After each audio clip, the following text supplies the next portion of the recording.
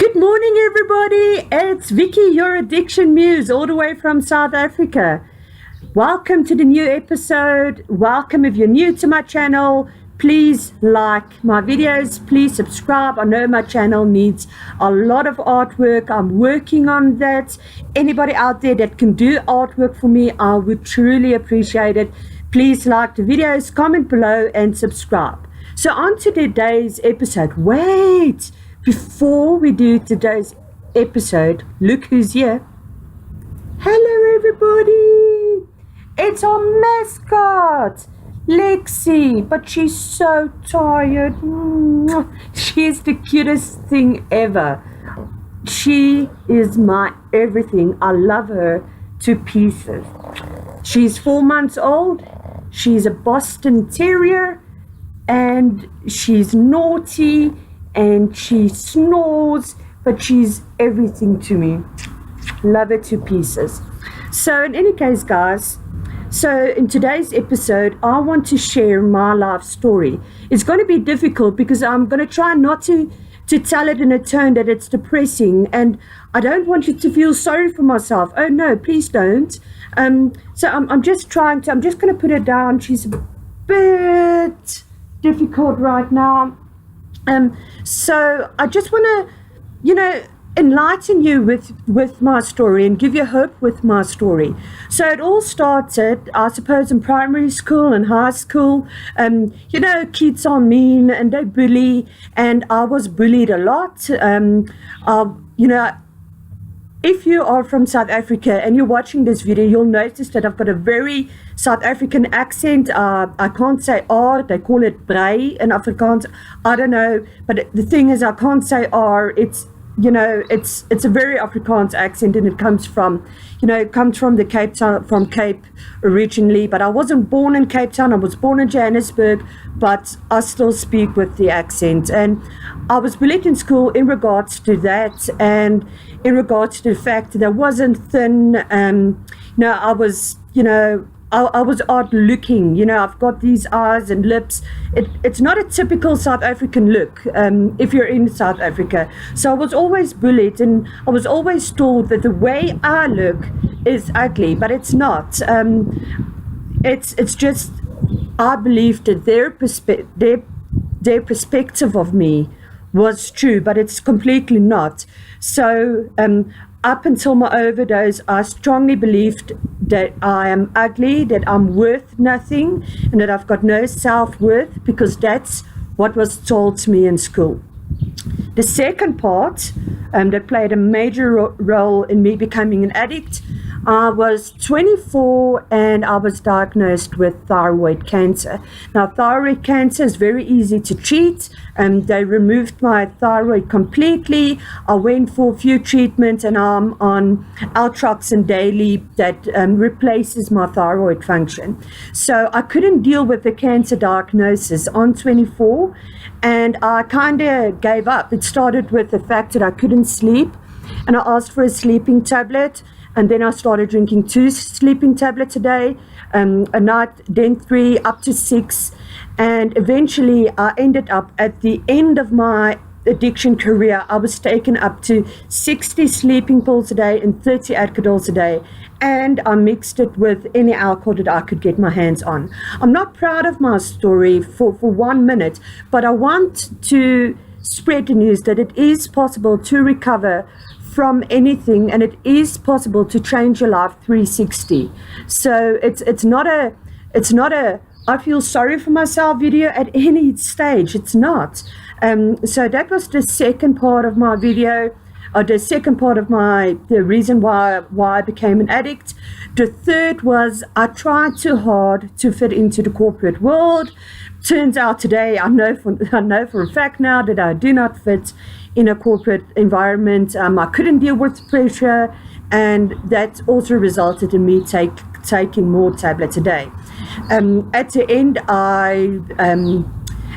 of my addiction career, I started to have seizures, and I had to stop working. So I stopped working, and that was the that was a huge mistake on my part, because then I was at home and I started to drink more and more and more and more tablets each and every single day, until eventually I overdosed on the 3rd of March 2015.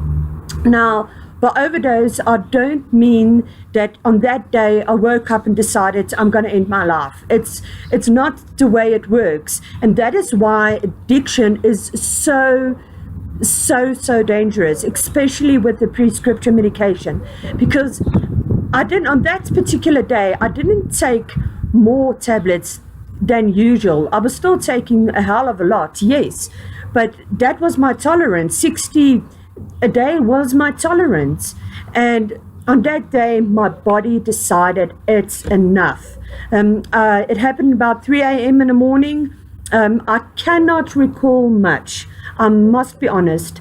I remember waking up and I was puking blood, and apparently on that night my husband confronted me, because I think on that day he found out about my addiction, because I hid it very well, and I think he confronted me on that day because he's told me that he's confronted me on that day, and we were sleeping in separate rooms, and I woke up at 3 a.m. and I started puking blood, and I woke him up, and I said to him, I'm puking blood, I'm busy dying, and he said to me, no, you just want more tablets.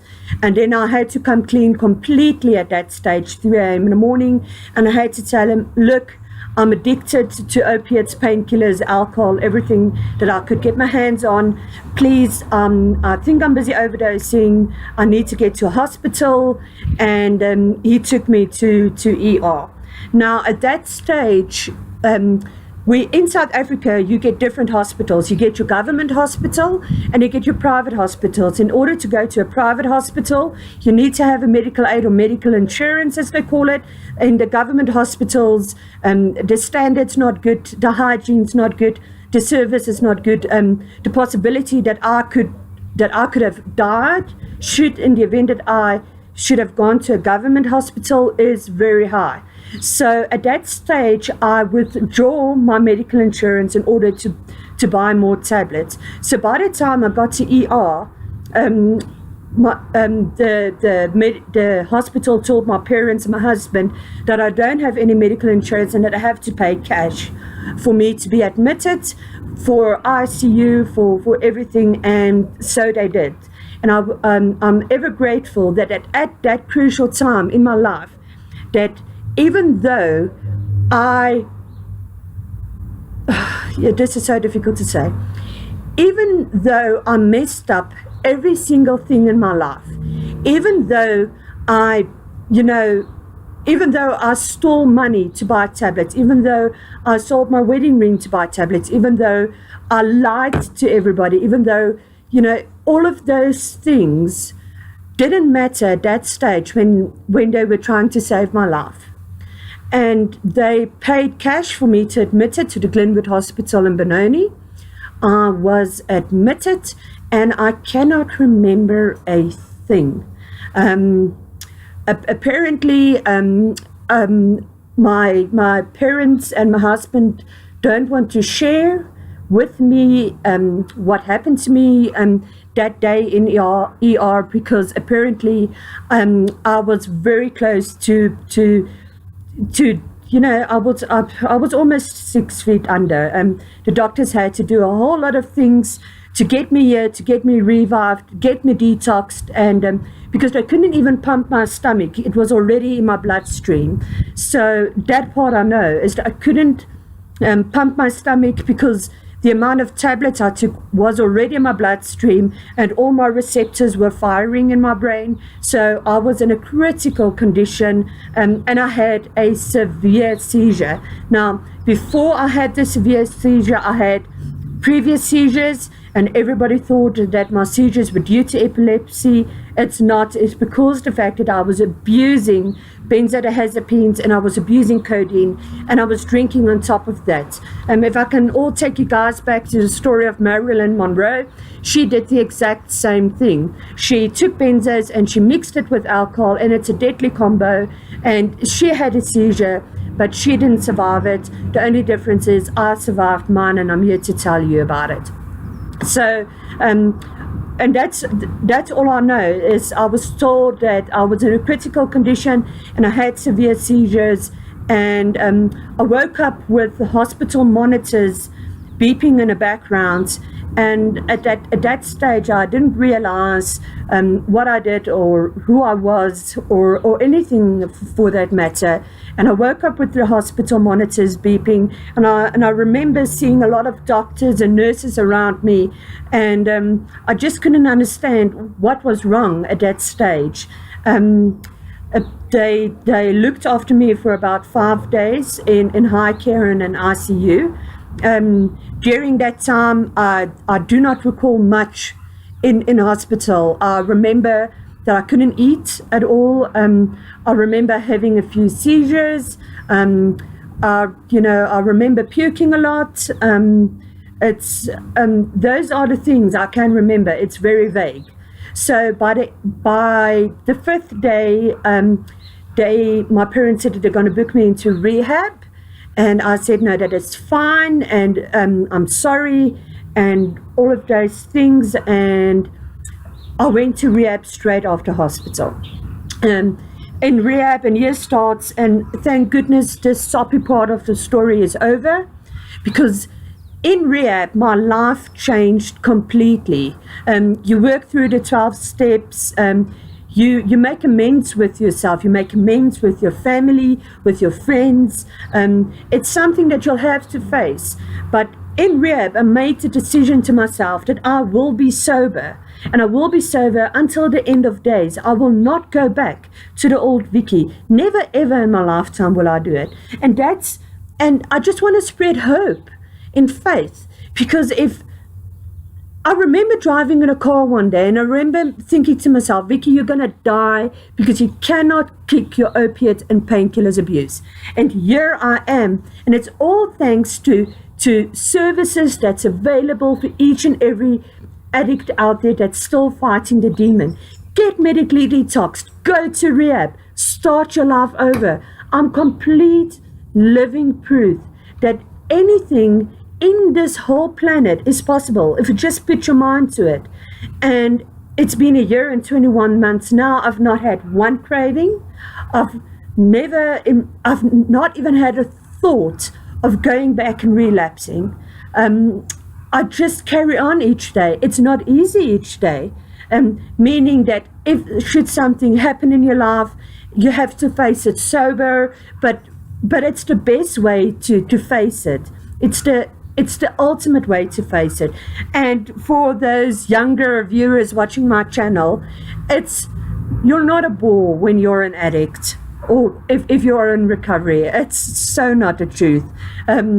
I do every single thing that a normal person would do. I'm not faced with people drinking around me. I still hang out with a lot of people.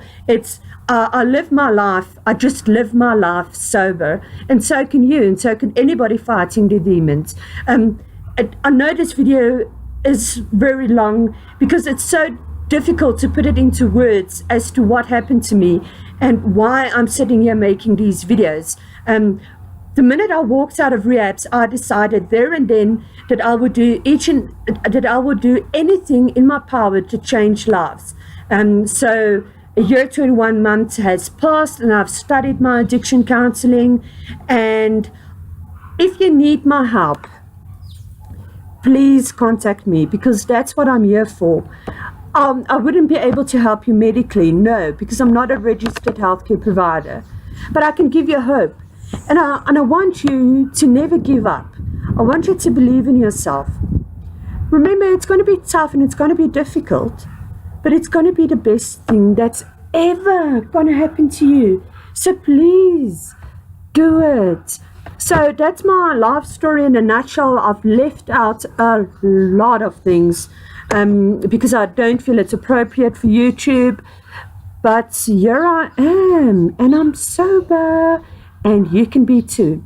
So as always, guys, Lexi is running around there. I'm not going to go and get her now. Any case, she says goodbye, and as always, stay sober, stay blessed, don't drink and drive. It's the silly season, especially in South Africa. Please don't drink and drive on the roads when you go on holiday. Have a sober, festive season, and I'll see you tomorrow. Tomorrow we're going to discuss alcohol abuse, and I will see you guys in tomorrow's video. Love you lots. Stay sober, stay blessed. It's your Addiction Muse from South Africa. Bye now.